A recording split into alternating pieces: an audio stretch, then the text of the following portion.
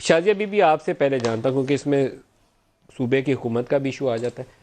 मुझे लगता है कि ये इकट्ठे सारे इत्तेहादी जब इशू रेस करते हैं ना तो ज़्यादा संजीदा नोयत की कोई पोलिटिकल मूव होती है जो हमें नज़र नहीं आ रही होती, बाद में कोई हफ्तों या महीनों में वो खुल के सामने नज़र आती है। आपको क्या लगता है कि आपकी सूबाई हुकूमत के मसाइल के सबब वो इस तरह का मुतालबा कर रहे हैं कि आपसे इशू रिजॉल्व नहीं हो रहे इसलिए वफाक से कह रहे हैं हमें दे दें? बहुत शुक्रिया नदीम साहब। मेरा ख्याल है कि आपके सवालात बहुत इंटरेस्टिंग थे और यकीनन आप चाहेंगे कि उसके क्लियर जवाबात मिलें, लेकिन जो मौजूदा सूरत हाल है उसमें ये कोई महज इत्तफाक है या वाक़तन इसके पीछे कोई बड़ा बड़ा चेंज है कि तमाम इत्तेहादी जो हैं वो बात करना शुरू हुए। शायद कोई किसी का मुतालबा अभी धीमा है, किसी का मुतालबा ज़्यादा सख्त है, मतलब तकरीबन डिफरेंसेस जो है वो सबके सामने आ सख्ती सब चुके में आ हैं, गई है। वो सामने आ चुके हैं। वही बात है ना कि पहले इतने पब्लिक नहीं था, पब्लिक इतने हो अब गए। बहुत ज़्यादा सामने आ चुके हैं और मेरा ख्याल है कि आपके पास तो और सोर्सेज की खबरें ज़्यादा होती हैं जो शायद हम खुल के कभी डिस्कस ना भी कर सकें, लेकिन there is something going on, like कुछ है।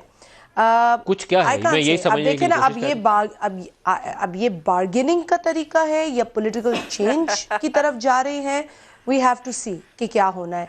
जहाँ तक सवाल पैदा होता है सूबाई पॉलिटिकल हुकूमत का, change. Don't you think it's too early to talk such a change at the federal level? देखिए हमने तो देखिए हम हमेशा कहते हैं कि जो एक टेन्योर है गवर्नमेंट का, और जमहूरियत के अंदर बिलखसूस हर पॉलिटिकल डेमोक्रेटिकली इलेक्टेड गवर्नमेंट को टेन्योर मिलना चाहिए। हमारी रिजर्वेशंस बहुत थी लास्ट इलेक्शंस में, उससे पहले इलेक्शंस में भी थी, और हमने हर मुमकिन कोशिश ये की है कि पार्लियामेंट के अंदर जो आकर अपनी स्ट्रेंथ दिखाए वफाकी वो। हुकूमत यहाँ जितना भी कंसीड करेगी एलाइज के साथ उतना कमज़ोर होती जाएगी, उतने उसके देखिए पाँव लड़खड़ाते वफाकी जाएंगे। हुकूमत जो इस वक्त की वफाकी हुकूमत है, ये सब जानते हैं कि जिस तरह आपने कहा कि अददी एतबार से वो 4 वोट्स पे बरतरी थी उसकी, इसके अलावा उसकी स्ट्रेंथ नहीं थी। जब एक हुकूमत को पता है कि हम स्टार्ट ही ऐसे कर रहे हैं कि हमें 4 वोट मिले और हम कामयाब हुए हुकूमत बनाने में, एलाइज हमारे साथ ज़्यादा हैं जिनकी वजह से हमें हुकूमत मिल रही है या हम हुकूमत में आ रहे हैं, तो ऐसी हुकूमत को, ऐसे हुकूमत के जो काबीना में अराकीन हैं बिलखुसूस उनको अपनी ज़िम्मेदारी का ज़्यादा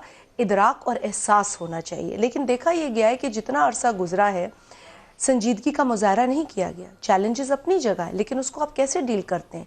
आपने वादे ज़रूर किए कि आप इतने घर बना देंगे, इतनी नौकरियां देने की, महंगाई को इस तरह गायब कर देंगे, चले आपसे कुछ भी नहीं हुआ, लेकिन जब आप जवाब देते हैं लोगों को, कम अज़ कम जिस तरह मैं लफ्ज़ ख्वाजा साहब ने इस्तेमाल किया, इत्मीनान तो दिलाएं। कोई इत्मीनान नहीं, सिर्फ घबराना नहीं से लोगों की घबराहट ख़त्म नहीं होती। मलिका तो से भी पूछ रहे थे एक मैं सूबाई इशू की बात कर लूँ कि आपने कहा सूबाई, देखिए सूबाई हुकूमत के साथ उनकी वो अंडरस्टैंडिंग कभी रही नहीं। जब से ये हुकूमत बनी उन्होंने चूज़ किया कि जी वो वफाकी हुकूमत के साथ गवर्नमेंट में आएंगे, कैबिनेट में वो हिस्सा बने। लेकिन जहाँ तक सवाल पैदा होता है उनकी उस लेवल की फ़ंडिंग का, वो फंडिंग अगर आप कहें 40 अरब है या 50 अरब है, वो अपनी जगह है। जो बुनियादी बात है, देखिए कराची के लिए कुछ ऐलानात किए गए थे इस दौर में, 162 बिलियन का ऐलान हुआ था।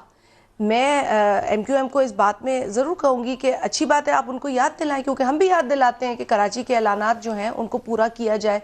देखिए वफाक की जिम्मेदारी कुछ प्रोजेक्ट्स में होती है, लेकिन अगर आप बजट बुक्स उठा के देख लें, अगर आप उनका डेवलपमेंट साइड का पूरा एलोकेशन का कैलकुलेशन निकाल लें, तो बड़े अफसोसनाक नंबर्स हैं कराची के हवाले से।